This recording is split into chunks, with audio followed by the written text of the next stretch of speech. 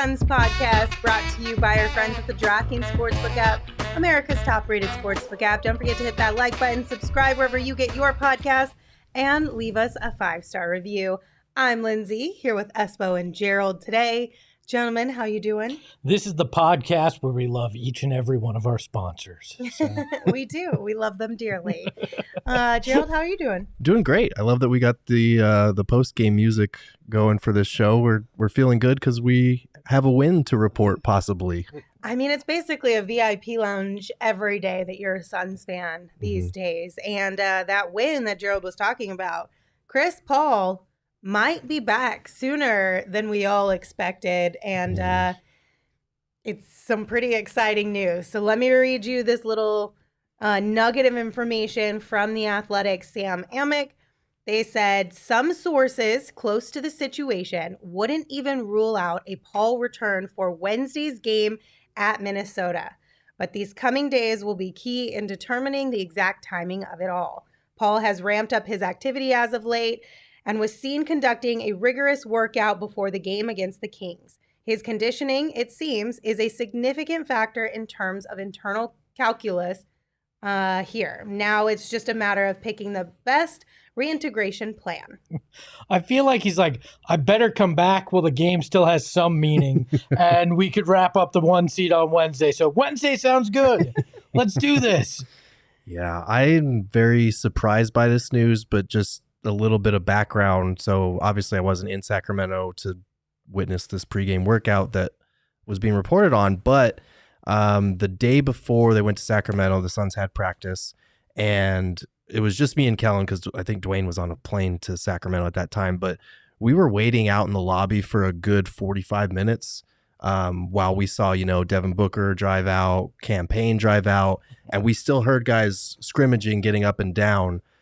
For them to keep us out there that long, like some days they'll make us wait, but usually they'll make us wait inside so we can at least watch the tail end of practice. So our theory was that Chris Paul was getting some guys to get up and down, get some scrimmaging in of some sort, even if it's just 3-on-3.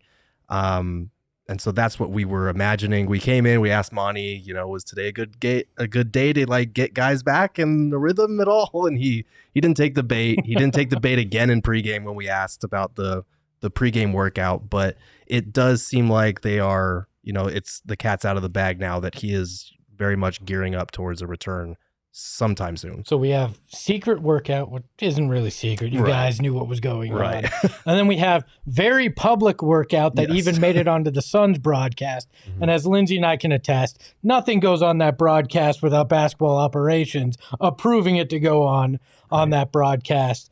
So it feels like we've got a dress rehearsal going on right now prior to it. So Wednesday, I guess, wouldn't be that shocking now that you put the pieces together. I would think that they'd want to bring him back in a home game, but they don't have very many of those left. So. Yeah, and it kind of calls to mind when we talked to Dr. Raj a few weeks ago about this. He was saying, keep an eye on when he's shooting again, keep an eye on when he's dribbling again, because that means that he's getting closer and that there's either not pain or it's healed or it's healing to the point where he can play again.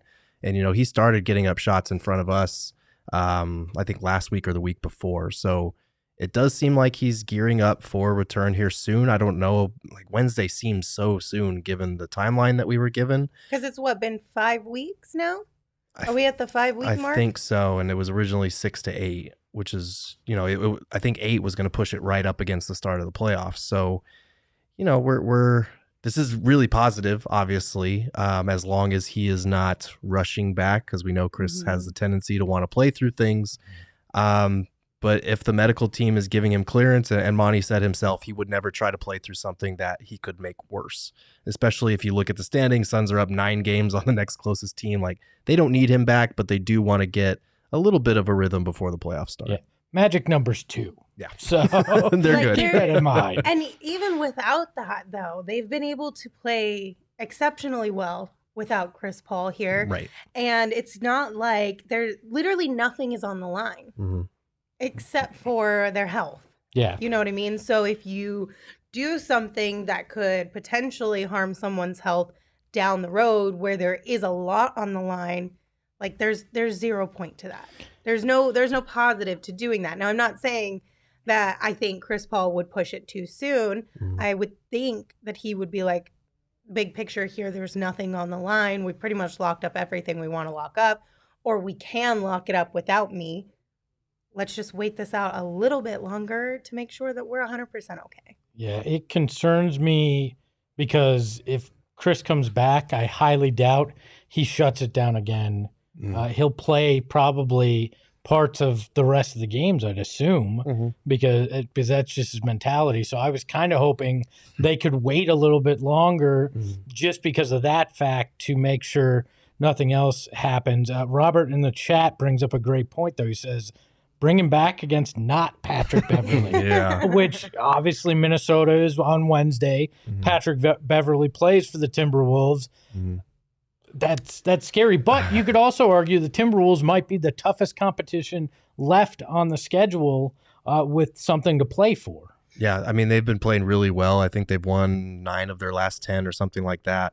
Karl Anthony Towns been on a tear. He had that 60-point game last week, and they played the Suns tough both times this year. You know, they lost both those games, but they were competitive games that came down to the wire both times. So, you know, that's a good team. I have 2 theories on why Chris Paul is coming back so soon. Number one, I think last year's playoffs and just kind of the fragility of it all. Like, this is a guy who's had multiple playoff injuries, but this is the closest he's ever been to a championship. I think the randomness of like entering health and safety protocols, the randomness of that shoulder sting, I think those have stuck with him. So I think this is a situation where he's like, if I can play, I'm going to play. And the other thing is, like, this team, the way that they approach games, they literally take it game by game. And it's the great thing about them, and also kind of the tough thing when you're in a situation when you're so far ahead of the rest of the pack. Like, they want to get that franchise record of 62 wins. They want to hit 60 wins. They want to lock up the number 1 seed as soon as they can. And they want to develop that rhythm before the playoffs, because they've talked a lot about, you know, championship teams. JaVale McGee said it. On the teams I've been on, like, we use these 14, 15 games to gear up for that and push towards our best basketball. You know, this is not a team that's going to approach it like, well, we're just going to basically take the last 2 weeks of the season off because we've got it wrapped up. They're always playing for something. They're always trying to improve. Well, and there's history even within this organization to prove why you shouldn't do that.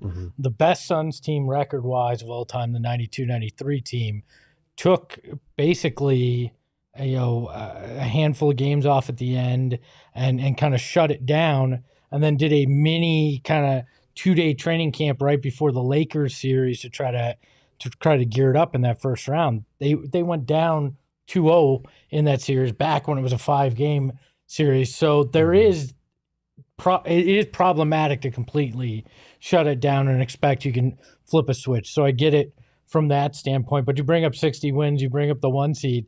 That's literally 2 games away from 60 wins. 2 wins or a win and a loss with the Grizzlies away from that first. It's insane how much they've already accomplished and will be able to well ahead of those final games as well. Yeah, I mean, I feel like it's pretty much a lock at this point, in my book anyway, in my opinion. Knock on wood. It should be. They do have a little bit, they do have a tougher schedule down the stretch than you would think, because I think they've still got Nuggets, they've got Timberwolves, they've got Jazz. But I still think that the Suns can beat them even without Chris Paul. Even despite all of the injuries and everything, I still think they can beat them. They can. I think the injuries have definitely stacked up more recently with Cam Johnson. That's hurt. Jay Crowder going down. We still don't have an update on him because they didn't practice today. Campaign out with a non-COVID illness. Like, these things have just kind of stacked up. So I'm hoping that is not playing a factor here with Chris's, pushing towards possibly as soon as Wednesday. That still sounds crazy to me. But you bring up the teams that are left on the schedule, and if you're looking for a good tune-up for the playoffs, you've got great teams to tune up against, right? So maybe it's not the worst thing in the world to be able to play high caliber competition that still is playing for playoff positioning and seeding, and so you can keep sharp. So bright side, hopefully they won't play McHale 50 minutes. 50 minutes again. Hopefully, Bless his heart. hopefully they won't overtax these guys, but it could get them ready for the run. Well, I guess we'll find out. We will. And I do think it's worth noting that the last few weeks have been all about experimenting, putting guys in different roles. I think now they're wanting to shift and turn the page to like, okay, it's time to put guys back in the roles they'll be in the playoffs. We need to get that kind of rhythm going. I think that's probably part of this. But, before we close the chapter, make sure you go to Go PHNX and check out. I did part 1 today. Part 2 is coming tomorrow of what we've seen from the Suns without Chris Paul, because now that he's coming back, it seems like we should take a minute, like what has changed without him and what could we see from some of these guys in the playoffs when he returns. So time to put Elf back on the shelf is what you're saying. Lord help us. Yeah. It's All right. So we gave you an update on what we are hearing as far as Chris Paul's situation goes. We'll make sure to keep you updated throughout the week as Gerald gets more information from practice and we get more information from games and whatnot. So keep it right here. Go PHNX.com or on Twitter, PHNX_Suns. Next up on the program, we have some really fun stuff for you guys. We had a special guest come join us in the studio a little bit earlier today. Espo and I got to hang out with our good buddy Jon Bloom, Suns radio broadcaster. So here's that interview. Bloomer, thank you for joining us today. We appreciate you being here. How have you been? I have been great, Lindsey. It is great to be here with two of my favorite people in the industry here in Phoenix. I feel like it's been a long time that I've laid eyes on you guys in person. I have been watching the show, though. I'm a big fan of PHNX and what you guys have put together. I know, congratulations happened a long time ago. Now it's a grind, and I get it. And I appreciate that grind, as you know. What are we, 4 years into this now, Lindsey? It feels like it, right? Yeah. Oh, it's only 6 months? All right. Who'd have thought? Who'd have thought? Bloom, I want to get your thoughts, just kind of an overall big picture on this Suns team and what they've been able to accomplish so far this season. I mean, it's hard to just encapsulate it in one quick statement because I think, expectations were high. There's no question about it coming off of that great run that they had last year. And looking at this roster, the way it was built to begin with this season, I felt like, all right, this has a chance to be special. But I don't think there was ever a time where I thought in my mind, this has a chance to be historically special, right? And that's where we are and where we've been now for months, where we see this team game in and game out, go out with this workmanlike mentality, combined with a flair and a panache, if you will, right? And this excitement level, and they get us all riled up. And I can't tell you how much it hurts my neck to crane up and look at the scoreboard to watch them do their pregame, dog mentality stuff in the back. But I have to watch it. That's become must see. The games are must see. The accomplishments are historical. I mean, what we're all watching is something that, and I've tried to say this on the postgame show, and I know you guys have said this too, and I can tell you're enjoying yourselves when you get inside the lounge and you get the drinks and everything every game, and we get into this rhythm like it's going to be a win every game. It's just the way they go. Exactly. And so here we go. We got to prepare ourselves to I have to prepare myself to take the same phone calls and, let the same kind of people that I usually talk to after games, just heap praise on top of praise, but they've earned it. Yeah. And it's not manufactured, and it's not a super team that was concocted by an overpaid superstar and just, it's just a feel-good story led by amazing leadership and a bunch of characters that have all kind of come together at the right time in their career. And so we were talking about this off the air. I do believe at some point maybe there is a movie in the making, not just because of the great things they're doing on the court, but also how they're able to do this with the distractions that are out there and everything else going on in the world. I'm talking about COVID. I'm talking about investigations. I'm talking about the league around. You look at all these other teams with their superstars going down, and nobody is even close to the Phoenix Suns when it comes to the record and when it comes to how they've prepared and accomplished their goals throughout this entire season. It's mind-blowing. Yeah, I read a stat today that the Suns are going to become only the 4th team in NBA history to have 50 wins for 20 days or more before somebody else in the league has it. The last team to do it was the 82-83 76ers. There's only been 4 teams. All 4 of those teams won the title. So you love that. Yeah, that's my favorite part of that. You don't want to become the first to not, but all 4 of them have. So there is definitely something special going on for you. Special year. You got going on the road with this team as the road voice for the Suns. What has it been like to be able to be behind that mic for Al on the road and get to actually go on the road with the team? It's been a dream come true, as you know. I don't have to tell you that. You and I have talked about, that dream of mine for a long time. And so I do not take it for granted. I still am so grateful for the opportunity. Working with all the people I get to work with is one of the best parts. But getting to call the games in person is really what it's all about. And we went through a stretch where we weren't in person. Not just last year with all the games being remotely broadcasted, but this year too, when I got COVID, my family and I got COVID right before Christmas.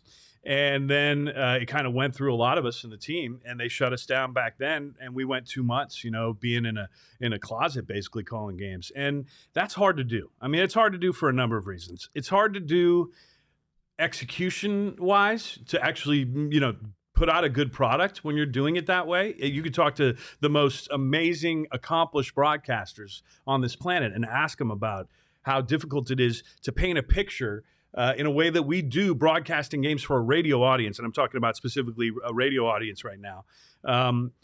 It's nearly impossible. So to do that, we accomplished it. We did it. But it's also hard, selfishly, as I sit here on a podcast with 2 friends, I can tell you, with this team being as damn good as they are, to not be there and to not be able to witness it, and appreciate it as much as you do when you're there.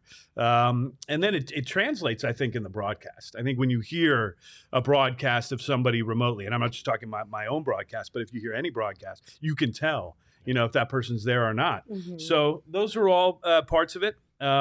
I'm glad we're back on the road. Very glad. That's an understatement. And I hope that it never changes again. I hope that this is permanent, that this is the way it's done. And I know I share that with a lot of people, both fellow broadcasters and people who are appreciative of the craft.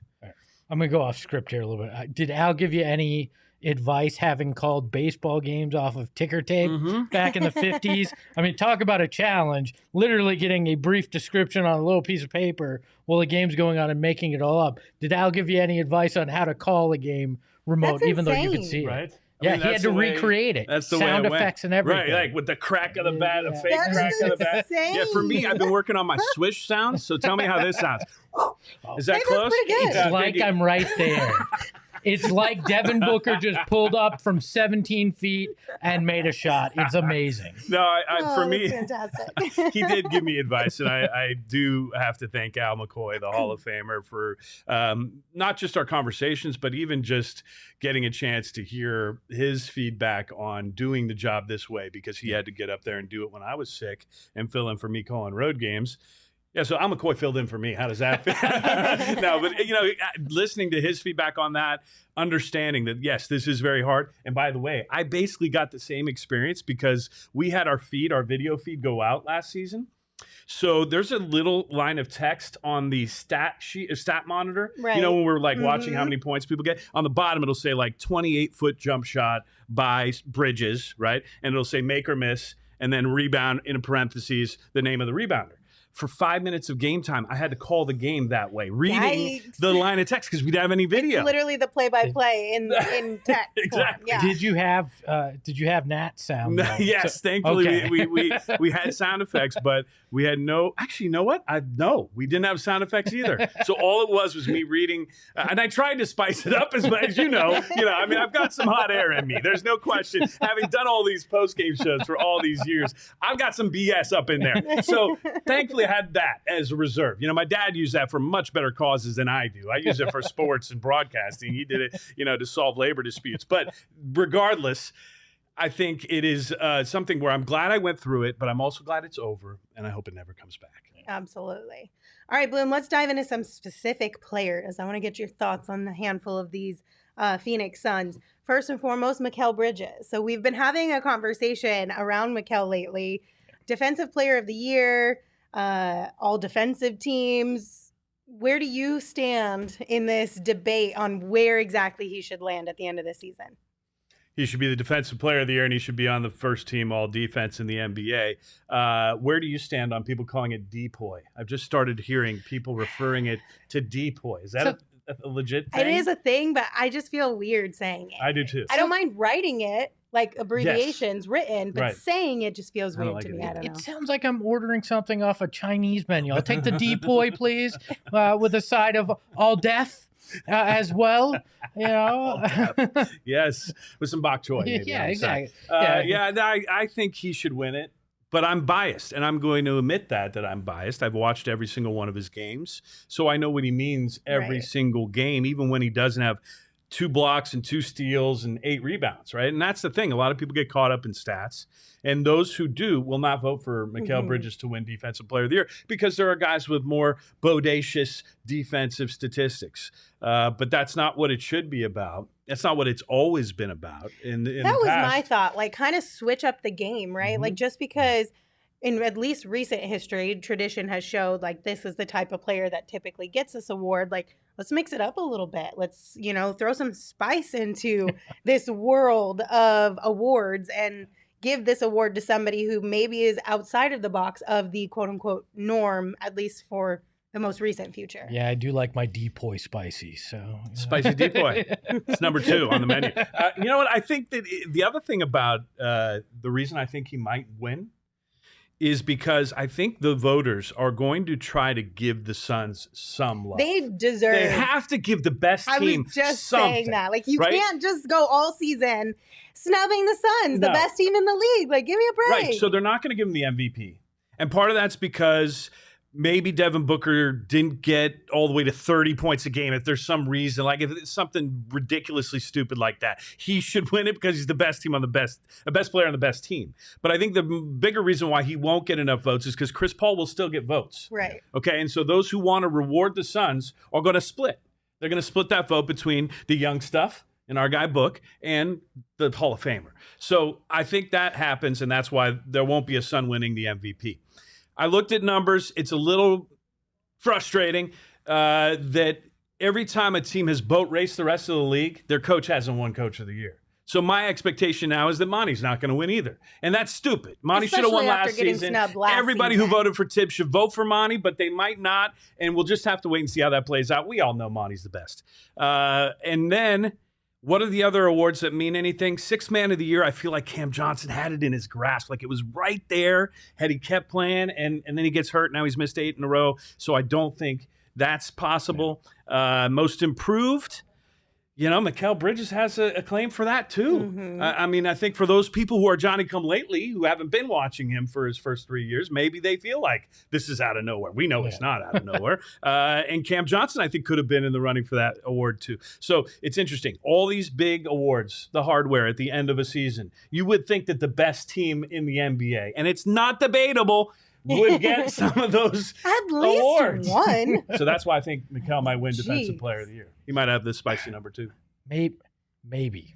I don't have faith that the voters are going to reward this team. You're not ready to put your money on the line? No, I should have back. I should have back in September put some money on Mikal. Those were spicy. Those were. I think it was like plus 8,000, something ridiculous. Yeah, I could have been at least excited that I might win some money now. But you bring up Devin Booker. We both sat there through through that first year. It was lean. We'll say that politely. We both took those calls on the post-game show. We understand that. What has it been like to watch this evolution of Devin Booker? And are you surprised where we're at? My guess is no, based on the way we talked his rookie year. But are you surprised at where we sit now? I'm not surprised. It's weird. I'm almost proud. Like, that's like, if I had to pick like an emotion, that's probably the one that I have. Like, because I think we felt like Book was special from when he first got there. I remember talking to you about it. I was blown away when we did the Suns.com interview, the night of the draft. Yeah. And I went home and I told my wife, this is the most impressive teenager I've ever met. And then we saw him play as a rookie, and he was impressive. And you're thinking, all right, I mean, this might even be a foundational piece. Like, this might be a guy you could build a winner around. Yeah.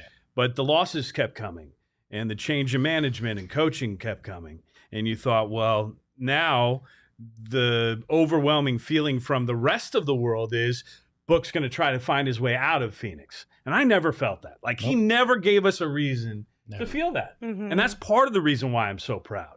It's not just because he's gone out and played like the best shooting guard in the league, which we thought he could grow into. But it is that he has taken ownership of this project and of the reclamation of the Phoenix Suns. Now, it's not all him. Obviously, you got to give credit to the management and to Monty and his staff and to all these different pieces that have come together. But without Devin Booker, we all know it doesn't even come close to happening. It started with Devin. Yeah. I mean, let's be honest, it started with Devin. I'm sure that's a big reason why Monty wanted to be the coach here. Probably a big reason why James Jones felt like he could build something really important here. Chris Paul straight up told us he wanted to be here because of Devin. So it all started with Devin. Without Devin, we're not where we are currently. Exactly. And so then you start to think about the Chris Paul thing. Mm-hmm. And I remember when the rumors started to happen and hearing people say that this could happen. And then, starting to read a little bit more into it and feel like not only did Chris Paul come here because he likes Devin Booker as a player, but there was a relationship that had been developed almost as if Devin Booker, saw this and had a premonition. Like, if I'm going to build a winner, I need to develop a relationship with somebody who can really take this to the next level. And he went and knocked it out of the park by picking the best point guard in the league to do that with. Well, I mean, to be fair, look at the list of point guards he played with. He went, I need an actual point guard. Let's go get the best guy I can think of on the list. And right? maybe and honestly, we can all tip a cap, which we're not wearing today, but to Ricky Rubio, because I think when Book had the opportunity to play with Ricky showed the world what the potential for Devin really was with somebody who could truly set him up well. Mm-hmm. Yeah. Yeah. Ricky, unfortunately, had to be sacrificed for us to be here. But thank you, Ricky. We still appreciate you, Ricky. We love you. Flowers to you, Ricky Rubio. So much love for Ricky. And we want you to be at the parade. Wherever you are, when the parade happens. Give him a ring, damn it. Give him a ring. He deserves it. Also, really kind human being. So kind, yeah. Love that guy. All right, let's talk a little bit of Deandre Ayton, because he's grown a lot this year. He's obviously a very polarizing player for the fan base. We are always going back and forth with everybody in the chat, people on social media. He is a max player. He's not a max player. He's an integral part of this team. He's not. What do you think about the growth of DA? And are you team pay DA or no? Well, I mean, I think he's going to continue to work hard to a point where he's going to get paid. I mean, we all know he's getting paid. He's getting paid a lot of money. Is he going to get the max contract? I have no clue. I'm glad I'm not involved in that conversation, Lindsay, as you know. And I remember talking to you when DA was a rookie. And we were kind of wondering, what is he going to become? Because right now he's got that goofy side, which we loved, but he's also got this side of he's the number one overall pick. And when you're the number one overall pick, you come in feeling a certain kind of way. Like you feel like you should be treated a certain way. Totally. You feel like you should. And that got kicked to the curb pretty quick. I'm surprised that he made those steps mentally more than I am with what's happened to him physically with this game, if that makes sense. And then it's taken even another step now that he's a daddy. Now that we know as when you have that kid, you have to mature. You've got no choice but to mature. Yet, though. Yeah, in some ways, only in some ways. If you ask the wife, I haven't in those ways either. You can only ask so much of people, right? Well, it depends on what your baseline is, and you were already so mature. Oh, that's what it is, yeah. No, I think for DA, it definitely made a difference. I don't know if you saw that, but I've seen that. And then it's having somebody that you respect, that is in your ear, on your back, kicking your back, doing whatever they need to do. He's got a couple of those. Yeah. Right? I mean, how lucky are we that DA has that guidance of not just Chris Paul, but I'm going to start with Book. Because Book has been the guy closest to him that's been the one as the motivator before CP3 got there and said, this is how you win. This is how you do it. This is what it's going to take for us to really get it done. And by the way, if we win or when we win, you're going to get your bag. Mm-hmm. And he had to hear that. He had to hear that from somebody other than us, other than coaches, GMs, agents. He had to hear it from guys who did it. And so that's huge, I think, for DA. I think my favorite thing about DeAndre Ayton and just like his whole career to this point is, you're right, he came in number 1 pick. A lot of times throughout not just basketball, but any professional sports league, right? Number 1 picks come in with, or they can come in with a certain attitude, a certain uppityness, if you will, because of what they've been able to accomplish, becoming the number 1 pick. And while there was maybe just like you said, a month of maybe 2 of that kind of like small vibes of that from DA, it was gone pretty quickly. And he was like, no, I need to make sure that I'm still doing all of the things that are within this path of me to become great. And even now, he didn't get paid last offseason, and he's still putting his head down. He's going to work. He's not making it about himself. He's not like, I'm the number 1 pick in the NBA.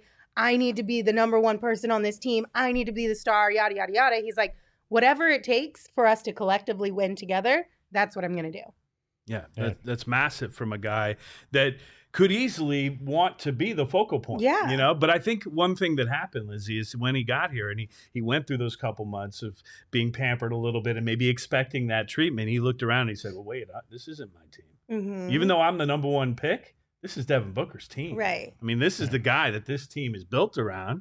And then once he got close with Book, you know, and then they went through the whole video gaming stage and they got to compete with each other and against each other, Mm-hmm. you know, which I think was important because they both do have that competitive spirit. Totally. They wouldn't have made it all the way to the finals of the 2K tournament if they didn't. And I called it on some of those games on radio. I still can't believe we actually called 2 guys playing 2K for radio audience. I don't understand how that, and if you listened, God bless you, but why? Anyway. There was nothing else, John. We needed our fix, damn it.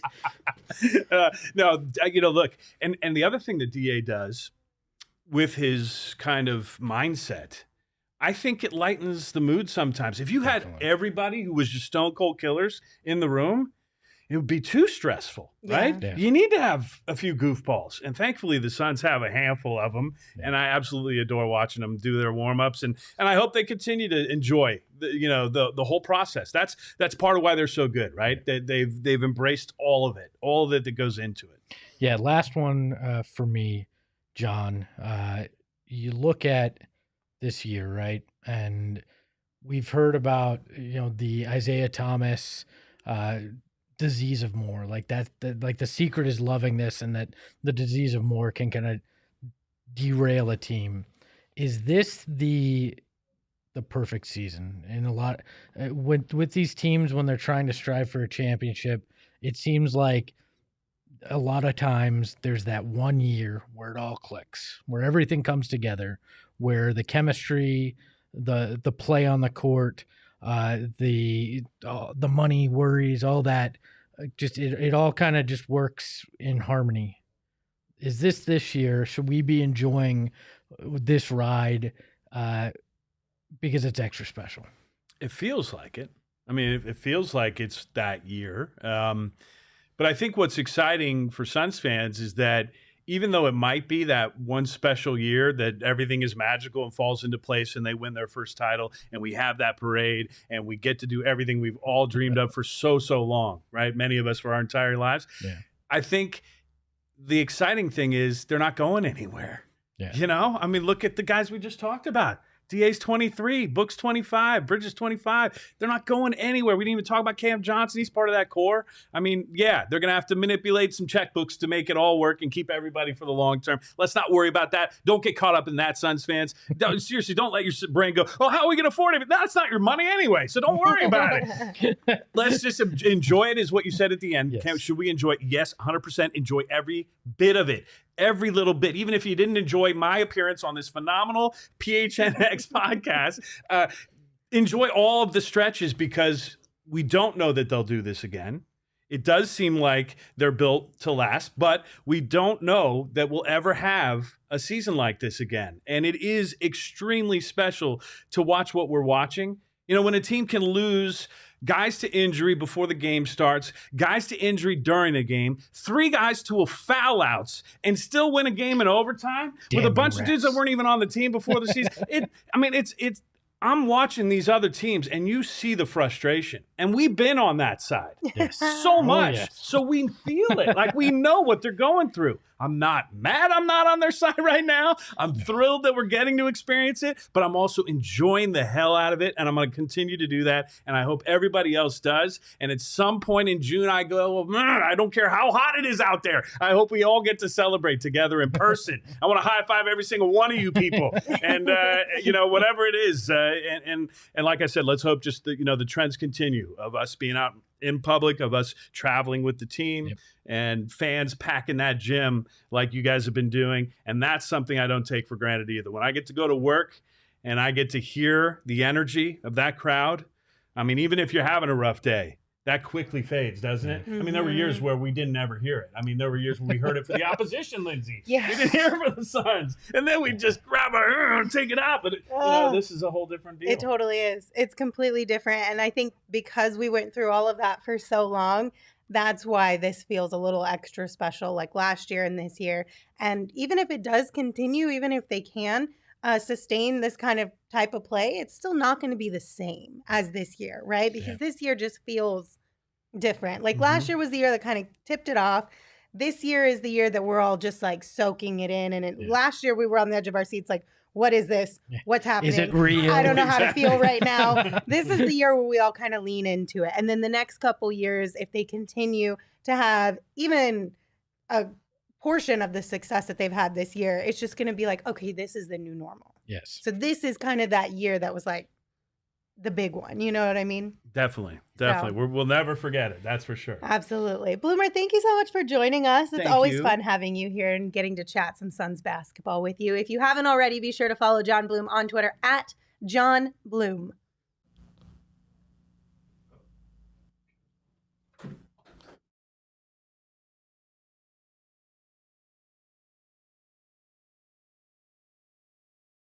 So shout out to Jon Bloom for coming on and joining us here on the program. It's always so much fun to talk with him about literally anything. Jon is just one of those guys you could literally sit there and talk with for hours. Jon is the only reason I made it through the 5 years at the Suns with how bad the team was. I knew every night I was going to get to sit down at that little card table and do the post-game show, and he would have such energy. He was like a life coach. Yeah. You know? So because you guys weren't around to be co-hosts at that time. It's better now is what I'm saying. Jon, I'm kidding, all right? Jon, those were the best years of my life. Please come save me. Please come back. Yeah, Bloom's a great guy. He's always just so positive and energetic. Like every time I go in, we'll talk about like a show like Ozark or Winning Time or whatever. He's just a pleasant dude to talk to. Yeah, absolutely. He requested you not be here, so that's fair. I'm just kidding. All right, Gerald. Hate to be the bearer of bad news here, but all right, we got to give some flowers out on this show to Jamal Crawford, who officially, I think, hung up the hat today. He sent out a tweet basically thanking basketball for everything, and I think it's safe to say that that was a retirement tweet. Yeah. Yes, I would imagine so. I mean, I gotta say this, Jamal. I apologize to you once I tweeted that I never need to see another Jamal Crawford minute in a Suns uniform. It wasn't because I disliked you. It was because I wanted to see young guys play, and I realize now how misguided that was. So congratulations on a great career and dropping 50 in a Suns uniform. It was something impressive. So yeah, that's something no other Suns player can say to this point. So that's pretty cool. He was just like, I know that he came to the team during a tough time and people had their thoughts about how many minutes he was playing or whatever, but he was always so gracious with us and generous with his time, with his thoughts whenever we got to talk to him. So I was appreciative of that because, you know, in this industry, there are a lot of guys that will shut you down or treat you like dirt based on just even one word in a poorly phrased question. So he was always very thoughtful with us. And I, you know, he was a pro's pro on and off the court. So how do you know? You've never asked a poorly worded question. well, I appreciate that. I have, He saw unfortunately, some people but do it. That's what he's saying. Witnessed, yes. He's like, I watched her do it. No, you guys know how much I love Jamal Crawford. I took a lot of heat during one of our drafts for taking Jamal Crawford so high when we were drafting some of our favorite Suns players. But honestly, like, Jamal is top tier human being. So shout out to you for such a legendary career. And we hope this next chapter of your life is just as amazing and just as rewarding. So there's our flowers to Jamal Crawford. Love that graphic. Retirement bouquet, if you will. It's time now for some fun. Yes. I feel like we're going to get real spicy with this one because We are. it's already begun. We are doing another bracket. Well, actually, first bracket of this show. Yes. First bracket of this show in honor of March Madness. And today we are going to be talking about cereal. It's on. This could end relationships. I'm so concerned about what I'm going to learn. This could be the downfall of this podcast. So let's get into it. Shane, can you put the graphic up on the screen? Let's look at the first region, sweet. We'll go to the sweet region. We've broken this into regions. Okay, we have regions. Yeah. Okay. So fancy. Oh, I man, didn't we've know got- this was what we're working with. Okay, so for those who are listening, we've got Lucky Charms number 1 versus Reese's Puffs number 4. And then we've got Frosted Flakes number 2 against Frosted Mini Wheats number 3. I am pitted because the two teams that I want to advance are playing each other in the first round right now. And I'm upset. All right, so this is how this one works. Since there are 3 of us, basically, majority rules. No tiebreakers. Moves on, no Yeah. tiebreakers. Yeah. All right. So Lucky Charms, Reese's Puffs. Lucky Charms. Lucky Charms. Oh, you guys are killing me. I just Reese's took a Puffs. dagger Reese's right to Puffs your is literally soul. my favorite cereal, and it's out in the first round. I'm so Gerald, distraught. If this makes you feel any better, I think this is Reese, some guy named Reese, and his puffs because it's spelled wrong. It is. So I think it's somebody else's Sounds puffs. wrong. You're right. So this isn't the real Reese's. No, this is Reese. Super Sons fan Rhett Reese who wrote Deadpool. This is his puffs. Shout out, Rhett I Reese. believe I spelled it that way. Looking forward to Deadpool 3. Very upset about my cereal being knocked out in the first round. All right, sorry, Gerald. We just had to. It was like ripping the Band-Aid off for you. You know, we just had to make it real fast, real So quick. mad. Next up, Frosted Flakes or Frosted Mini Wheats. Gerald, since you got knocked out, you go first on this one. Flakes, but I would have had either Lucky Charms or Reese's Puffs over either of these two. Frosted Flakes, definitely. Agree. Frosted Yeah, Flakes. Flakes Sounds moving sweet. on. So Didn't Frosted you Flakes put is moving mini on. wheats in the I bracket? do like mini wheats, Yeah. but if we're talking about Frosted Flakes or Frosted Mini Wheats, I'm probably going to do flakes more often. Okay. Duh. All right, so now it's Lucky Charms versus Frosted Flakes. Oh, man. Oh, well, that's just not cool. Are they magically delicious or are they great?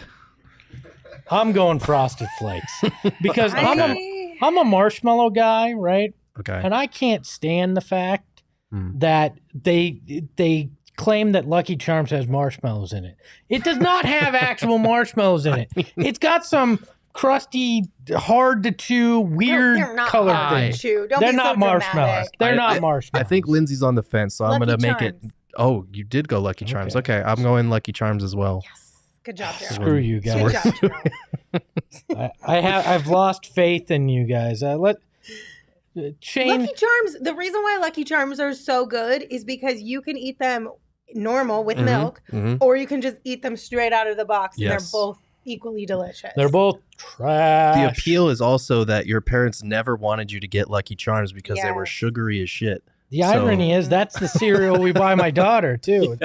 Probably because they know I won't eat them, so they're in there. Shane, you can pick the next region we go to. All right, so Lucky Dealer's Charms is in our choice. final four already. Lucky Whoa, Charms. Chris in the chat saying, "Suck it, Espo." Wow. Tashi's with you. She says Lucky Charms are gross. Thank you, Tashi.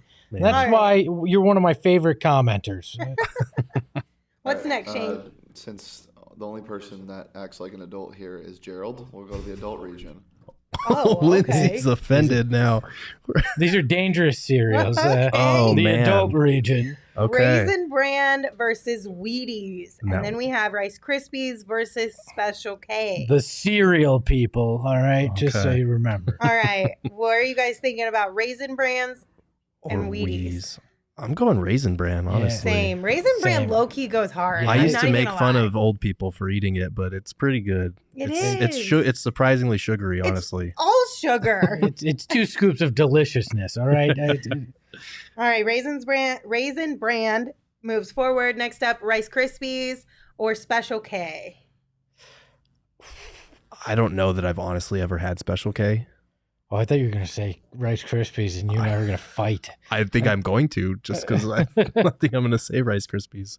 You're going to go Special K having never taken? No. I'm going to go Rice Krispies moves on. No. I'm going to go. Actually, you go first. Snap, Crackle, Pop. Fine, I'm gonna agree. It's Snap, Crackle, Pop. Okay, good. I would have said Rice the same Krispies. thing. It's also way better because you can make Rice Krispie treats out of it, and Rice Krispie treats are a very underrated, in my opinion, dessert. Rice Krispie treats are so good. They're great. I feel like Rice Krispies is another cereal that you can eat without the milk. Yes, you can go in there and enjoy a little bit of it. I'd agree with that. Lindsay doesn't agree, so all right then. All right. Okay. Next up, we're gonna debate between these two. So we have Raisin Bran or Rice Krispie treats. Okay. Or not treats, just Rice Krispies. Yeah, I was gonna say that's unfair. You can't add the marshmallows. Just Rice Krispies. Sorry. I'm gonna go Raisin Bran on this one. I'm gonna go upset. I'm gonna go Rice Krispies. Okay. It's all coming down to you, Linz. The stress. God, this one's hard. It is a tough one. Because I do love Raisin Bran every once in a while. I literally went to the store and bought some like a week ago because I was just craving it out of nowhere. The way the milk hits, it like makes a difference. So good. But Rice Krispies, being able to make Rice Krispie treats. But if we're just talking cereal, if we're just talking the cereal, Raisin Bran. So I'm going to go Raisin Bran. All right, we're going Raisin Bran. Yeah, sorry. The goon in the chat says, Krispies are for losers. Consider me a loser then. Thank you. Oh, it's for losers. So. For losers. For losers. Yes, that is misspelled on there. Thank you. That's the Ace Ventura loser. Losers. All right, Shane, what else do we have? What's up next? So we have Raisin Bran and Lucky Charms in the Final Four so far. Yes. I didn't think Raisin Bran would make it into the Final Four, to be honest. I did not predict Lucky Charms and Raisin Bran as 2 of the best cereals. I'm still upset my cereal went home in the first round. This is like when New Mexico was a 3 seed and lost to fucking Harvard or something. We'll get fruity. So mad. The Harvard of New Mexico. The Shane fruit said we're region. getting fruity, you guys. All right. Okay, so we've got Fruit Loops number 1 and Pops number 4, and then we've got Kix number 2, and I can't see number 3. It's Apple Jacks. Apple Jacks.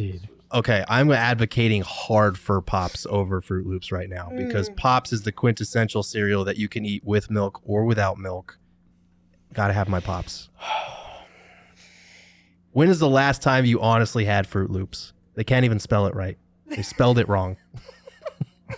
Hey, I was rushing to get all this done in a 20-minute period, all right? I wasn't saying you specifically. I did. I just mean the brand of cereal because I'm pretty sure they spell it F-R-O-O-T, Fruit Loops. Well, yeah. Well, that's just marketing. It's cereal for illiterates, all right? God, Go with Pops. Of course the writer would be, it's cereal for illiterates. Look, my problem with Pops is it's got a frog on the box. Like, doesn't it? Yeah, isn't Pops I thought that was frog? Apple Jacks. Or no, isn't the Pops isn't that Kellogg's Rice or something? No, I thought Pops. I'm looking this up. Now, you got me questioning Fruit Loops as a 1 seed here. Now I'm wondering. The one with the frog is Honey Smacks. Honey Smacks. That's right. Honey Smacks. Which is a hell of a name for a children's cereal. I don't want to be the tiebreaker, so I'm going to say Fruit Loops, so that puts the pressure on you, so that I don't have to be at that. Oh, man. I'm going with Gerald. Yes! Pops is going to move on. Convinced the big 1-4 upset. Let's go, here. Pops. All right. Next, we've got Kix and Apple Jacks. It's Kix all the way for me. I agree. Apple Jacks can take a long walk off a short pier. Apple Jacks can drown. Yeah. Not in milk. I was going to go Kix anyway, just because you did me the favor with Pops. But. Okay, so now we got Pops. Versus Kix. So let's go back to our previous argument about how bomb Pops are. Hey, I feel like Kix is in the same category, this though. Is Kix, 100%. Oh, no. I feel they're very much similar to me in the way that I feel like you can enjoy them. It's Kix for me. Kix is moving in the fun. I'm upset. Of course. I love that. I'm upset. That's like the most. That's the most emotion you're getting. In the words of Drake, this. I'm upset. I feel like Kix don't have flavor though. I feel like Pops are more sugary. Do. They're super sweet. Good. It's not super sweet, but they're pretty sweet. They're sweet. I don't know. I kind of like the glaze surface of Pops better than Kix. You know how I will like glaze they're some like Kix for you. How about it's that? like little like they're kind of like popcorny. I don't know. They're I like good. that. Oh, you know, making hybrids of some of these cereals, like a Kix with the Pops glaze. Ooh, that could be elite. Okay, so, now we're talking. We're making. Oh, okay. I think you advanced the. All right, guys. So I now think we Kix are advanced, right? Yes. Yeah. On to our Kix moves into the final four. It's a nomad in the chat goes, WTF is Kix. Man. It's really good. You should try it. All right, Shane, what do we have up next? What's our last one? Ramon in the chat from our Rising show says, Kix because of Clifford the Big Red Dog. I don't get the reference. Is Clifford on the box of Kix now? I'm out of the loop. I don't know. All right. I don't know, to be honest. The final region. I'm assuming there was probably a promotional thing with Clifford on the box, maybe toys in the box, because they used to do that. Does Clifford eat the cereal on the show? I haven't watched Clifford the Big Red Dog. So. The final region is the spice region. Spice region. What spicy cereals do we have? Okay, here we. Oh, come on! Damn it! Who seeded these things? Oh God! I seeded this crap because nobody was helping. The reason I'm upset for everyone listening is that the number 1 seed, Cinnamon Toast Crunch, is up against Captain Crunch, number 4, and I love both of these cereals. You can't have two crunches advanced. Both of these cereals. It's a crunch off. They deserve to be in the final. And then we've got Cinnamon Life number 2 versus Honey Nut Cheerios number 3. And we had a debate before the show about the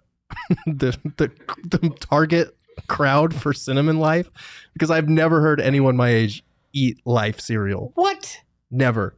What? Our producer Emma will back me up on this. She said Emma's like 10 years younger than you. She said it's for olds. She said it's for olds. I asked my Twitter about this because we were about to like. You were about to go to blows. We were fine. I asked my Twitter if they like Cinnamon Life, and if they do, how old are they? And I won't lie. Majority of the people who did respond were older, but that could just be the demographic of my Twitter. Maybe I haven't tapped into the youths. I'm sure there would have been more people that agreed with you if they knew how to use Twitter. Quite a few people who are under the age of 25 who are also in my mentions right now saying that they like Cinnamon Life. Oh, man. Let's just do that part of the bracket. Okay. It's Cinnamon Life. You got 2 on this. I was going to vote Honey Nut Cheerios. Of course you were. That's another old cereal. To hell with Honey Nut Cheerios and that bee. Their literal commercials are like, it'll help your heart rate. Like, these are both old cereals. Cinnamon Life is bomb. You just have to eat it fast before it gets soggy. I don't like you people.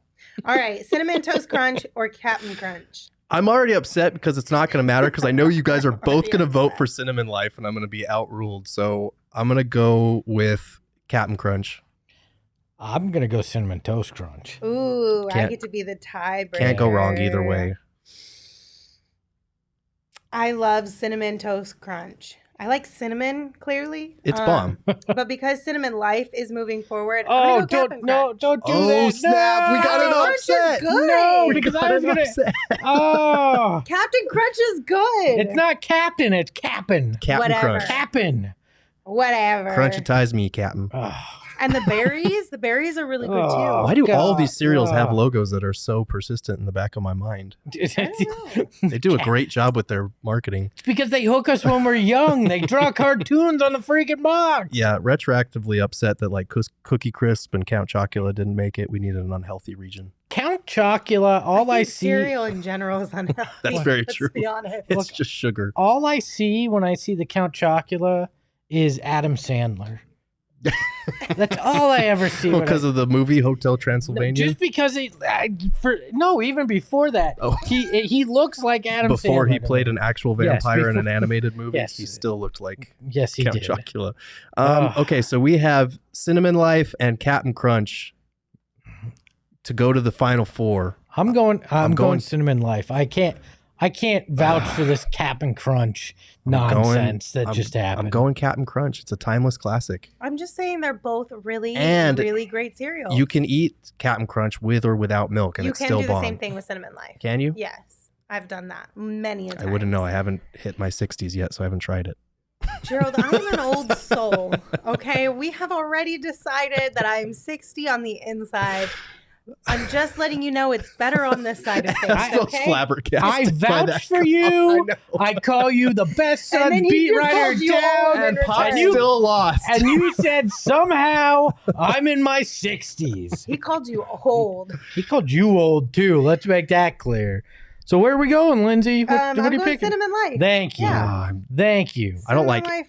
This final is very I'm upset very with whack. all of these Let's just say with this Final Four. This Final Four is very weird. We're losing the fact that, like, listen, Lucky Charms and Cinnamon Life in the finals, I'm cool with.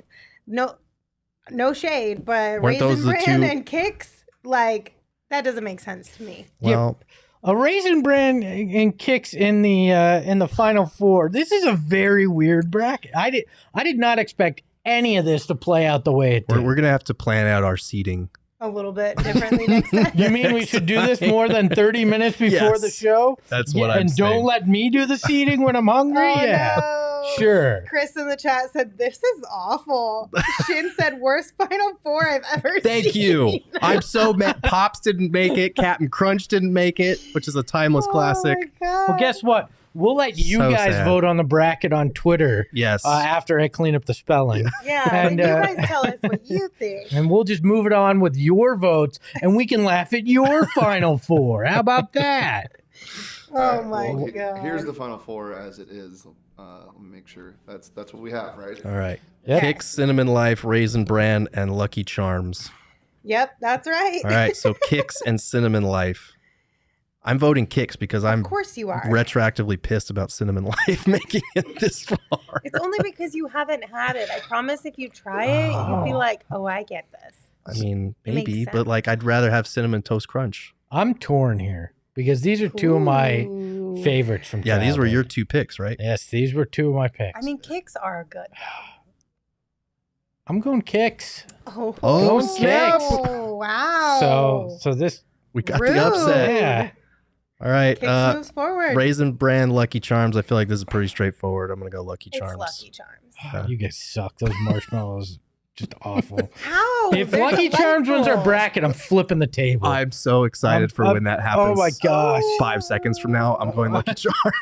No. Kix. Lindsay, you're the deciding vote for this entire bracket. Did you pick Lucky Charms? I picked Lucky Charms. And you have Kix? Yeah. This is to determine whether this was a failure or not. I mean, it was a failure. Let's just be honest. The premise is great. The results. But I'm definitely going Lucky Charms. Like, if you put both of those boxes in front of me right now, I would. We have a walkout and a table flip. Espo's flipping the table. You can't see it, but Espo's flipping the table right now. Oh, I did. Camera missed it though. That's your fault. I mean, Lucky Charms are good. So.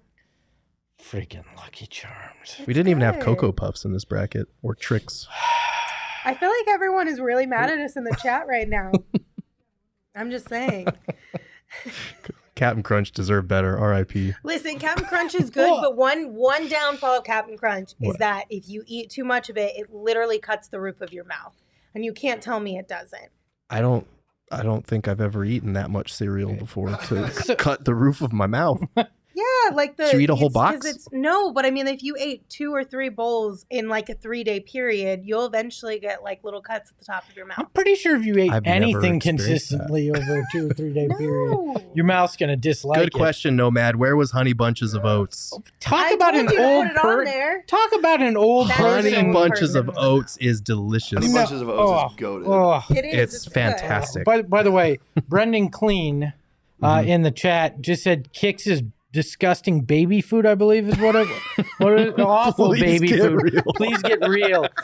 This is somebody who heard me say that Gerald was the best beat writer in the Suns beat writer and felt a certain way about it. Or maybe he's just Now a very just smart human attacking being. me Maybe he's and just my a smart cereal. guy. Oh, that is true. Maybe he has... is a very smart man. I'm not denying that. I'm just saying he's coming at me now, and I'm not okay with that. I think he has interesting thoughts. I support him, Espo. I'm sorry. Yeah, we'll make sure we plan out the seating tomorrow. Fabio said milk before cereal or cereal before milk. Okay, I feel like only serial killers do milk and then pour the cereal into it. 100% agreed. You are like a crazy human being. How does it even make sense? That's soup. That's not cereal. That's milk soup. Yeah, like why would I start with a bowl of milk without the cereal? Because the ratio, like you have to know how much cereal you want, and then you need the milk to match the amount of cereal you want. Mm-hmm. So if you put all the milk in there first, then you might be having to add more cereal than what you actually want to eat. Yeah. It just makes zero sense. Cereal, I feel like cereal's already soup, Gerald. We're not doing that. We're not doing that here. Yes. I guess it would be more of a gazpacho because it's served cold, right? So cereal is a gazpacho. Also, can I just say, God bless Lee Yu Chang in the chat. We're talking about cereal, and they're like, any update on Cam Johnson? He's off somewhere eating cereal. He prefers kicks. We haven't had an update on Cam because I think he's back and like getting shots up now, and he's walking around without the limp. But it's one of those things where until the blood and the contusion clears up in his leg, he's not able to return to practice. So hopefully we'll have more tomorrow with the plethora of injury updates. So that was just a quick Suns tidbit in our cereal podcast today. Yeah. Goon says, I eat cereal first, then pour the milk on my chest. Okay, well, that's beyond. That was a lot more information than we needed, but thank you That's not for how you feeling eat like cereal. this is a safe enough space to share. All right. Okay. Well, What there did we you go. expect when we do a cereal bracket? This is exactly how I expect. Everything off the rails. I don't. I'm just really mad that Gerald has never had Cinnamon Life, and I feel like we need to.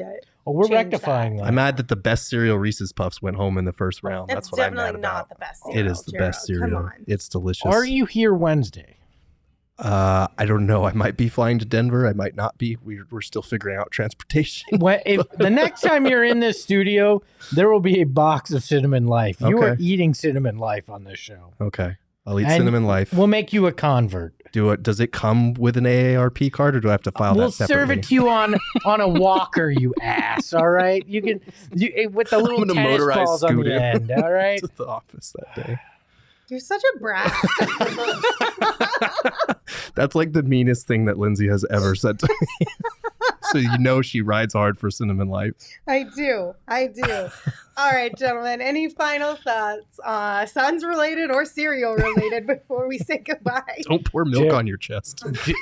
Gerald moved down on my son's beat writer ranking based on these right? cereal takes. Jeez. Oh, Congratulations, Kellen and Dwayne. You're now in my good graces. I got teamed up on in this show. Oh my god. Stephen A. Smith agrees Cinnamon Life is the CP3 of cereals. So there you Quite go. frankly, I love me some Cinnamon Life. Stephen A. Smith in our chat said, so, it's facts. You can't argue it. Well, thank you guys for tuning in. We appreciate you joining us here on YouTube. If you are listening to this wherever you listen to your podcast, we appreciate you tapping in there as well. Be sure to subscribe and leave us a 5-star review because it helps us out a lot, and we really appreciate your support. We'll be back tomorrow at 2 p.m. right here, same time on YouTube for another live show. Hopefully we will have more updates for you then as far as the injury report goes for everyone on this Phoenix Suns team. And until then, you can follow me on Twitter at Lindsey Smith AZ. You can follow Gerald at Gerald Bourguet. And of course, you can follow Espo at Espo. Wait, hold please. I didn't read a single ad in this show. Well, you better start reading then, Lindsay. Shoot, I failed miserably on this one. I did. We let her drive, and she drives us right off the I cliff. drove you guys right off a cliff. Let me just See what don't happens leave when you yet. eat cereal Don't do life. that. Let me tell you about some really cool things right now. Okay, first, foremost, Children 5 and older are eligible for a COVID-19 vaccine. The vaccine is the best tool we have to reduce the chances of getting sick with COVID-19. The COVID-19 vaccine can reduce the risk of being hospitalized or dying from the disease. Safe, free, and highly effective COVID-19 vaccines are available throughout Arizona. Visit azhealth.gov/findvaccine for a location near you. Make sure. Next, let's go. And of course, if you are a college basketball fan, DraftKings Sportsbook app has a deal just for you. So join the action on the court during the biggest tournament of the year with DraftKings Sportsbook. Turn your team's victory into your own big win. New customers can bet just $5 on any team to win and get $200 in free bets if they do. Wow, 200! It is that simple. What? That easy? If they win, you win. Just like a Lucky Charms. Think of how much Cinnamon Life you could buy with $200. So much Cinnamon Life with $200. All thanks to the DraftKings Sportsbook app. All you have to do. Those great people at DraftKings. What do we have to do, Lindsay? All you have to do is download the app and use the code PHNX when you sign up. And then... Then what, Lindsay? Just a $5 bet on any college hoops team to win their game. And if they do, that $200 in free bets is all yours, buddy. Oh, mine? All yours. What? Again, that's PHNX code. Into Cookie Monster mixed with Little John. I'm dying over here. Anyway. Me like cookie. Yeah. Just a reminder, that is 21 and older only, Arizona only. Gambling problem, call 1-800-NEXT-STEP. New customers only, minimum $5 minimum deposit. Eligibility restrictions apply. See DraftKings.com/sportsbook for details. That's it. We have another. Can we do it tomorrow? Can we do it? Okay. Sure.